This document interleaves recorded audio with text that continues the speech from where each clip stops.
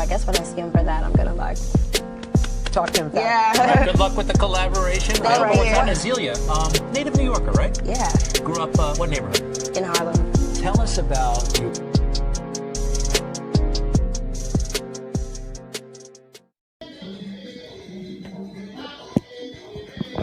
Hey guys, it's AB. I'm in the witch cave right now. I've been initiated in Palo Mayombe for the last 4 years of my life, and I love it.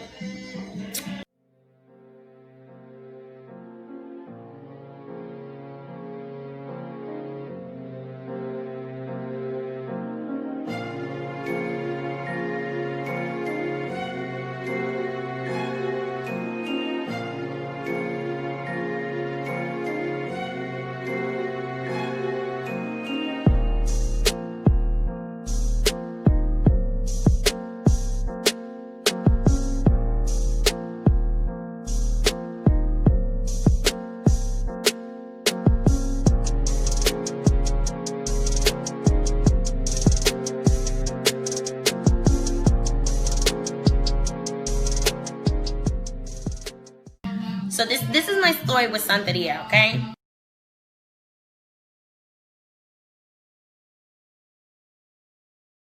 So a couple years ago, I was dating some guy, and he completely fucked me over, right? Like, he saw that me and my sister, like, we used to do like espiritismo, like burn our little altars and do our little candles, Santa Marta, whatever.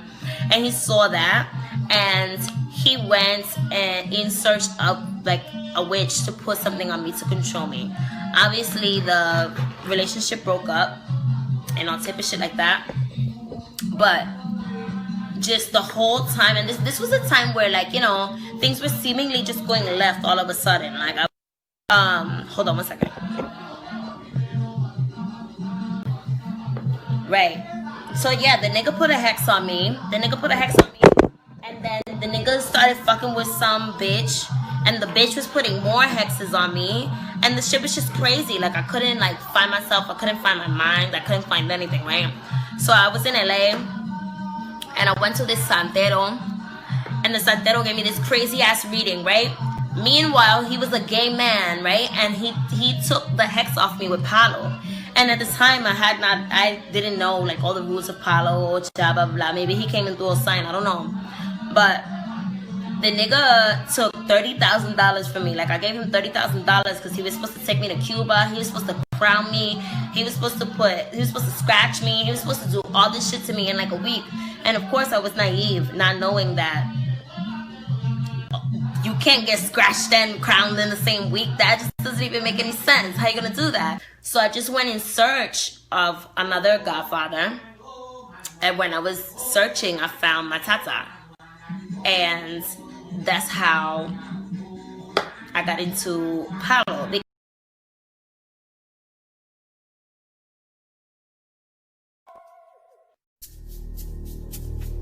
Jacinto lives in Cuba and belongs to a secret sect called the Abacua.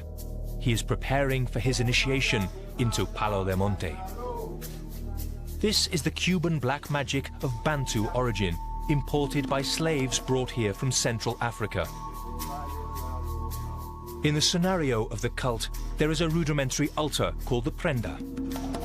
This sacred place is filled with sacred earth, sticks, human bones, and other magical objects. Jacinto is led blindfolded to the altar, where the officiant will lay hands on him, strike different parts of his body, make painful cuts in his skin, and force him to drink a healing potion.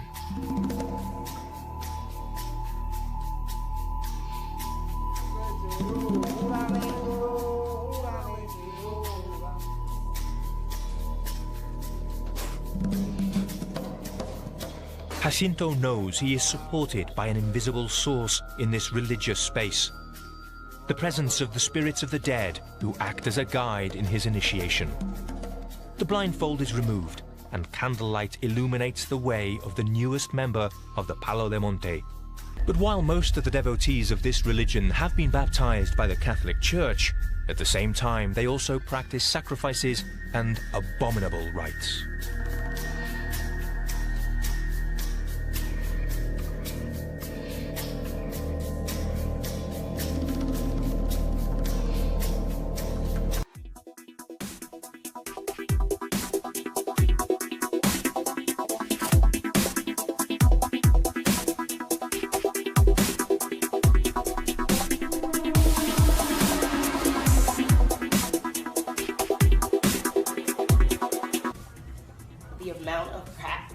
come off my floor right now, guys. Oh my God. 3 years worth of brujeria. Yes, you know I gotta scrape all this shit up. I got my sandblaster, my goggles. It's about to go down. Real witches do real things.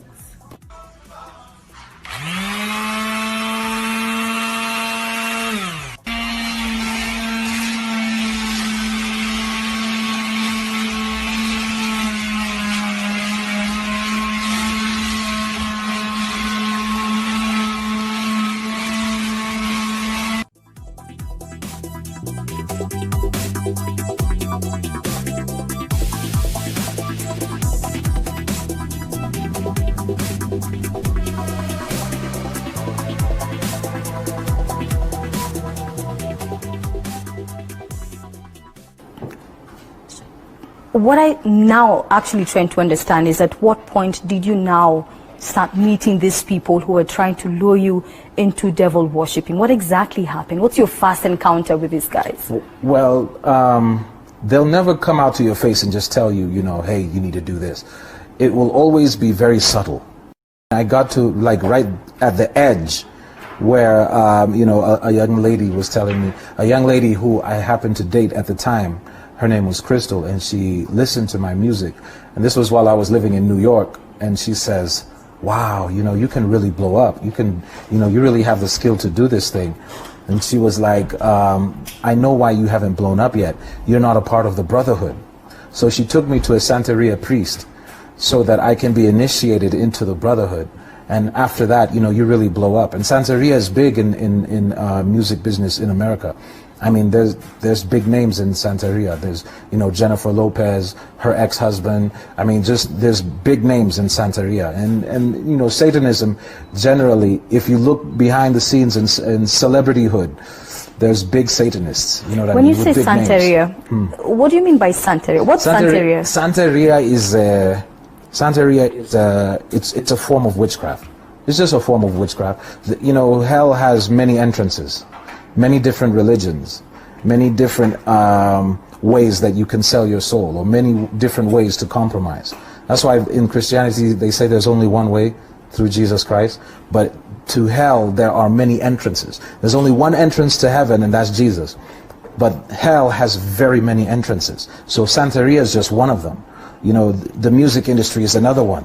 The entertainment industry is another entrance. You know. I want us to go back in detail. Yeah. This lady who introduced you to this person that you call the Santeria, who is probably, as you say, he's a priest. This is a priest, witchcraft priest. Yeah. What exactly happened? Narrate to us the story of that day. Okay. So we were living in Brooklyn, New York at the time. And we go to, she takes me to his shop. Now, the shops in New York, they call them bodegas. So she takes me to his bodega. And he's got all kinds of things in his shop.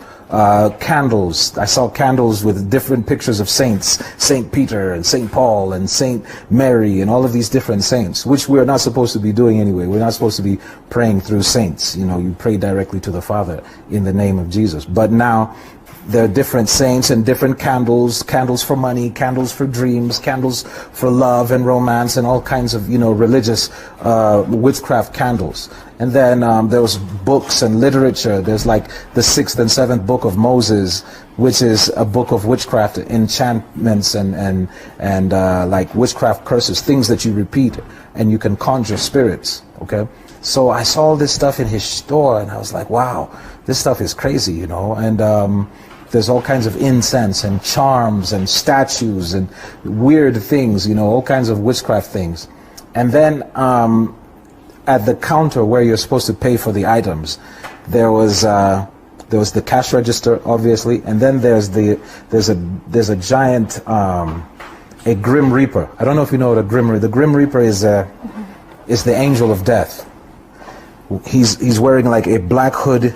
A black hoodie that covers, a black robe that covers him, and then inside the hood there's a skeleton, and then he's holding a sickle, you know, the long stick that's used for harvesting.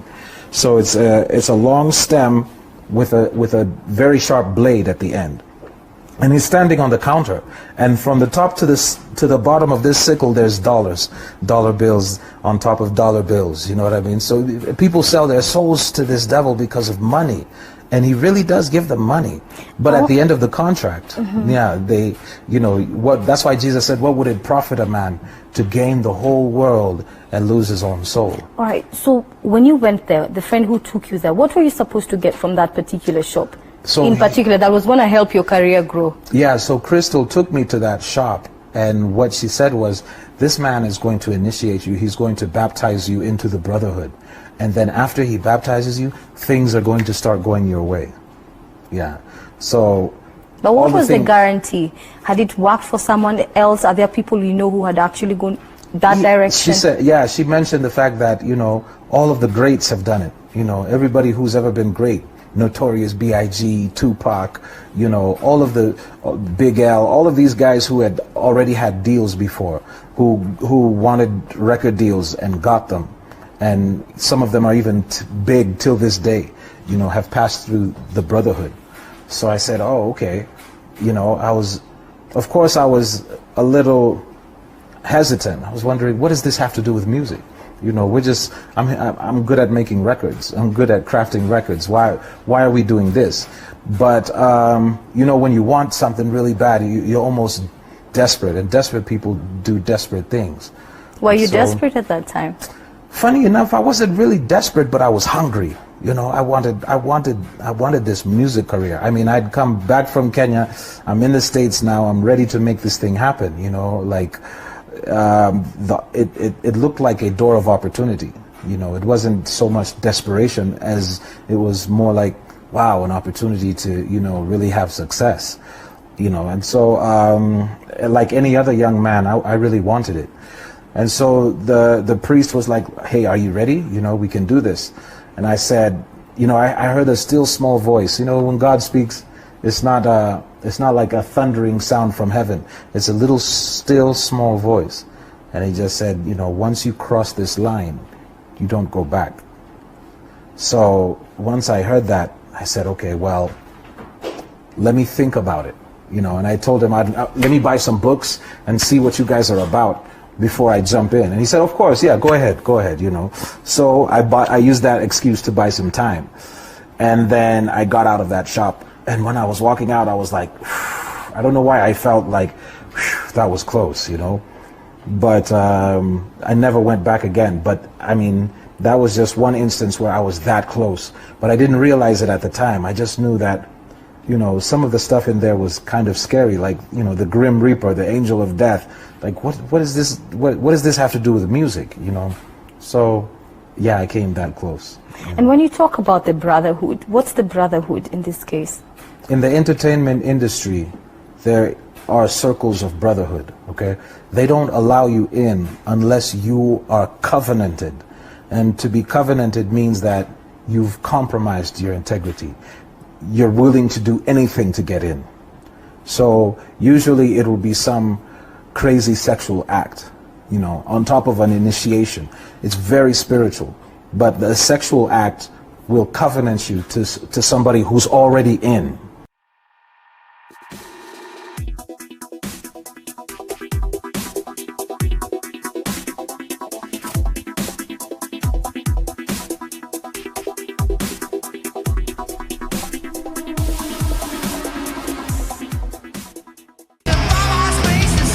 Dave Mustaine is one of the gods of metal, a founding member of Metallica and the founder and frontman for Megadeth. He says he has no doubt about the devil. The greatest lie he's ever told was convincing people he doesn't exist. And you know, you see people, they think that he's like red, he's got a goatee and a pointy tail and stuff like that. He doesn't. He's very beautiful. He's an angel. Why would he look like some monster? He's capable of looking just like you. He could be in this room right now. We wouldn't know it. That's a scary thought. It's a very scary thought. Mustaine says he is a Christian now, but wasn't always. My mom was a Jehovah's Witness. I was brought up as a witness, and I revolted into the witchcraft because I hated going out and knocking on people's doors. Yes, witchcraft. As a teenager, Mustaine says, he cast 2 hexes. The first was on a bully who sucker punched him. From what I heard, he got in a car accident and something happened to part of his body that I had targeted in hex, and that showed me that it was real. The second was on a girl he was in a class with. Everybody wanted her, including me, but she was so out of my batting average and just totally out of my league. And I did it, and the next day she was in my apartment. You were convinced that these hexes, spells that you were casting, worked. I was, and I do believe in the dark side. Most people think that, you know, black magic and witchcraft and stuff like that isn't real or it doesn't work. And I know that it works. And like so many people we have met, Mustaine believes that he opened the door to demonic forces, which had a profound impact on his life. There are some songs Mustaine will no longer sing, like Megadeth's cover of the Sex Pistols' Anarchy in the UK, and he says he believes he's better for it. I think that I'm more dangerous now that I've become a Christian than I ever was before when I was trying to go the opposite route, because I'm armed with the truth now.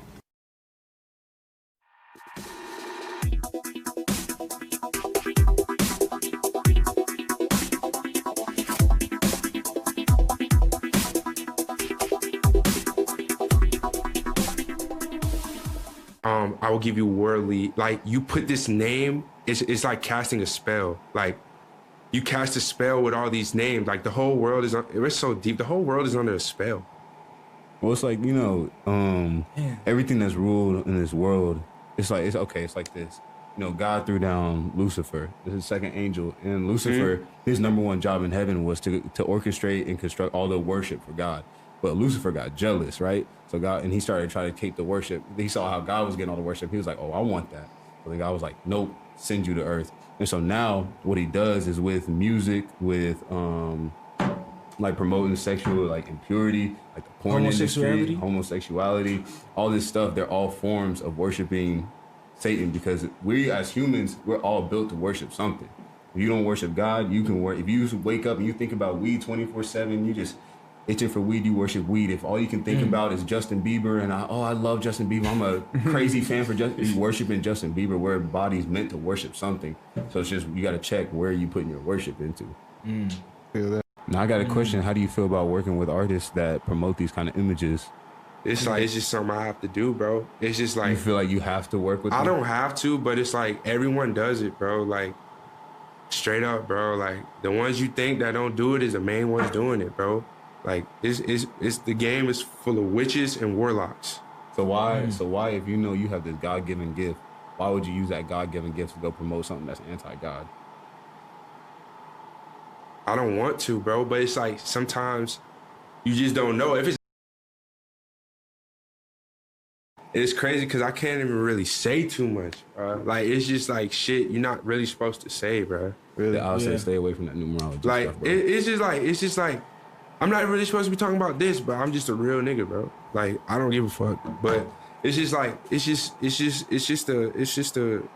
definitely it's an agenda, bro.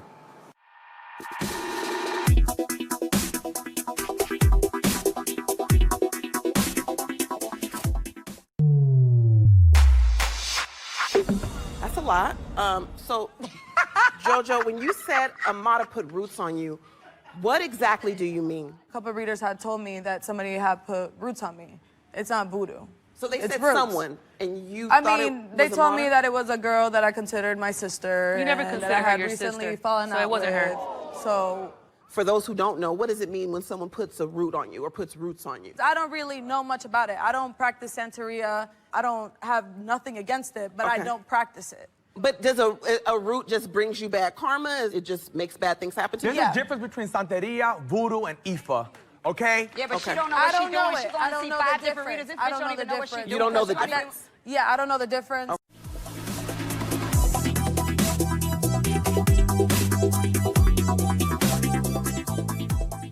And Kimberly, because since you said that, and I apologize, you said the sexual molestation. What did Beyonce do with that, with you? Or I forgot to mention that. Go ahead. There was witchcraft spells being put on me. I mean, you know, I am a beautiful person, you know, inside.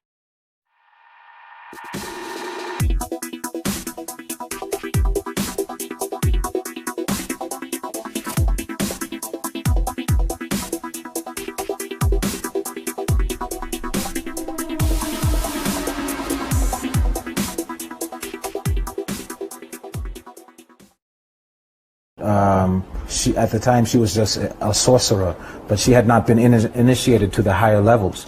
And so one of the musicians that's really famous in Uganda is the one who actually initiated her and introduced her directly to Lucifer himself, you know, and his name is Chameleon. So I don't know, you know, a lot of people know Chameleon, you know, but they have no idea that this guy spiritually is a very high-level sorcerer. And not just Chameleon, I mean, musicians all over the world. I mean, you know, you hear of a guy called WizKid, but you don't know Wiz is short for wizard.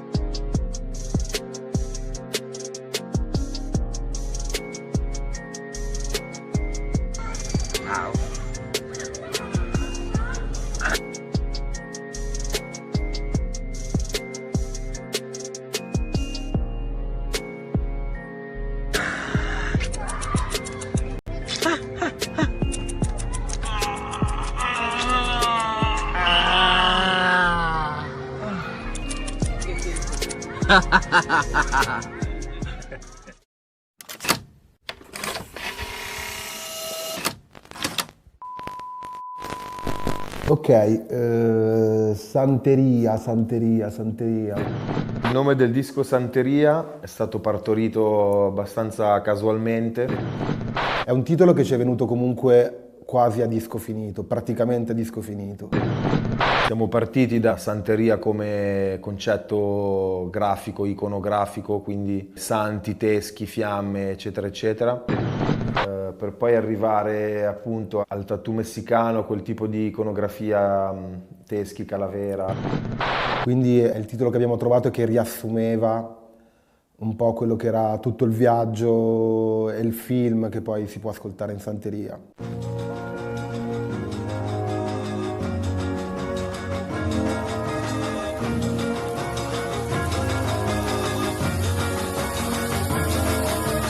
La cosa interessante è che nello stesso momento abbiamo trovato anche un fil rouge, un filo conduttore che si adattasse all'album. L'idea di questo intro in cui c'è questa santa appunto che maledice questi personaggi perché sono troppo materiali, troppo venali, troppo avidi, tra virgolette, e corrotti. Siamo impuri, non so come dire, scuri, demoniaci, corrotti, ecco forse è la parola più giusta. È un'idea che abbiamo un po' preso in prestito anche dal film City of God, ci ricordavamo questi riti. Tu non parlare che io già lo so quello che tu chiedi il potere, perché se vai a fornicare con l'amuleto addosso, allora muori. Ci piaceva l'idea di essere maledetti all'inizio di questo racconto che poi è l'album, da questa santona che ci... Beh, è bello, secondo me è stata questa l'idea comunque. Allora, l'intro funziona così. Quando Shablo fa questo intro generico, sì, la settimana prossima che siamo sempre qua, faccio venire Yusmeri e gli facciamo fare la roba. Va bene. Ti vogliamo fare dire come se fosse una avvertimento. stregona della santeria che dice Siete corrotti, capito? I soldi. Sì, perché il si chiama santeria e che quindi ci mette in guardia. Siete corrotti, i soldi, il demonio, voi, capito? Allora noi abbiamo preso dalla città di Dio questo frasi, questa santera dice: il diavolo vi ha portati qui finché rimanete sulle strade di questa città dove Dio vi ha dimenticati. Loro ti dicono passato, presente e futuro, le cose che ti possono succedere, le cose che tu già l'hai passata e le cose che magari ci sono nel tuo futuro, capisci? El dinero los traicionará, la fama les arrancará el alma. Vogliamo mettere i nomi che ci chiama? È vero. Che volete? Che ci chiama, che dici Marrakesh. Marrakesh, per pequeño. Con esta brujería, hue pequeño, Marrakech, los orisha los maldice, os sorbo ofo, cafetera, eres y el este, edad, férmense ahora que todavía están en tiempo. Santería, santería.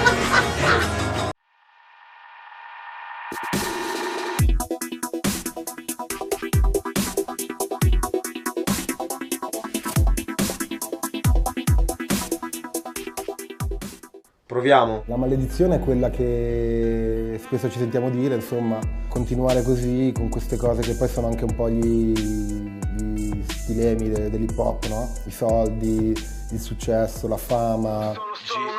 Sul telefono il dramma, l'applicazione sgama, nelle vicinanze qua nessuno che mi ama. Con il cuore spinato, l'odio che ho respirato mi avvicina a lui, quei tempi in cui i giorni sono bui. Il fascino romanzesco un po' del maledetto, no? Che c'è sempre stato, quello che poi ha sempre ispirato anche la nostra musica e ha sempre ispirato gran parte dell'hip hop mondiale, insomma. Chiedimi cos'è che nella vita non ho fatto, ho provato tutto tranne il cazzo. Ma non ho mai pregato, non ho mai fregato un fratello per il grano cash caramello. E quindi la maledizione è un po' quella, è che comunque è una cosa che purtroppo entrambi caratterialmente ci viviamo abbastanza, cioè siamo tutti e due forse un po' maledetti, già nella vita. Illusione, delusione, collusione. Ok, te lo mando qua, te lo mutuo, questo. Sì, sì. Sono solo un altro senza Dio. Senza Dio. Senza Dio. Sono solo un altro. Sono un santo delinquente, Jesus Malverde, col pendente al collo di reato pendente. Sono ancora tutto intero, ora prego non siano dietro. Non ci sono atei dove si rischia davvero. Il mio verso evangelo, servo la messa in camera. Ho smarrito il sentiero ma ho preso la panoramica. Mi chiedo se c'ho ancora un po' di anima. Se me lo chiedo ancora un po' di anima. La Trinità era un duo, passa 500 sotto luce fluo. Venga il mio regno, non il suo. Alla mia morte fra so che mi attende un altro inferno. Le ingoia la mia storia triste, dopo ingoia il resto perché sono solo un altro senza Dio. Senza Dio, senza Dio. Sono solo un altro anch'io. Sono solo un altro senza Dio. Senza Dio. Senza Dio. Sono solo un altro. Sangue perché il jefe con megafilia. Io la mia sofisticata ignoranza. Mi faccio pregare Osiride. Importa che resto nel burro, che importa se ho liriche. Buffet dell'uomo sul piatto, che importa se ho critiche. Ok, guarda come vivo, sembravo un marocchino, ora sembro un marocchino ricco. Macchine che guidavo una già da prima, mi facessero per dire. Scaccio l'ansia con una vacanza dove l'acqua è così calda che mi asciugo in acqua. Non restate addosso però brillo perché addosso 20k di orologio giacca. Ho dovuto fare tarantelle perché da ste parti la pace non vende. Non mi fatto un cazzo che ventenne, alla sua io avevo già fatto 2 guerre. Fisco medicina e dottorato, però nel senso che mi curo il caso. Fatto col demonio come Faust, con l'anima tagliata ascolto la tagliata. Non siamo strani, non urdi, attirare l'attenzione. Cambieresti sesso, cambieresti religione. Pur ti venderesti la madre e ormai sei più di là che di qua. Dimmi per la fama cosa sei disposta a fare, quanto puoi scavare pur di... I soldi non dormono mai, chiamami Gordon Guecco, quindi se mi paghi rappo.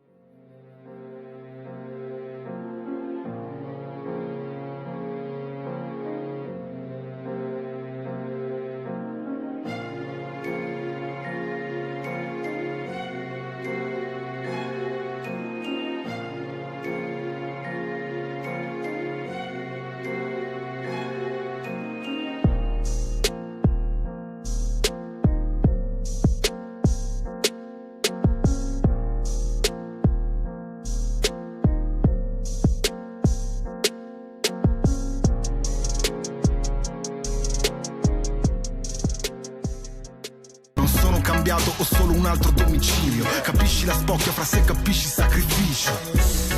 Santeria, candomblé, ho corso come uno schiavo per marciare come un re.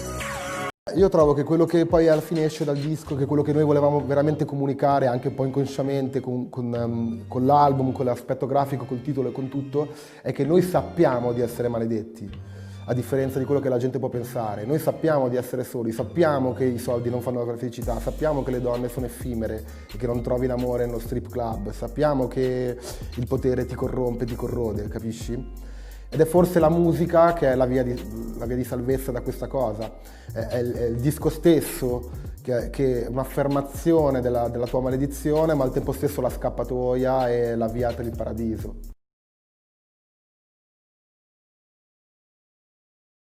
Mai per caso nulla accade, nulla accade, nulla accade, oh no. Sai per caso nulla accade, nulla accade, nulla accade.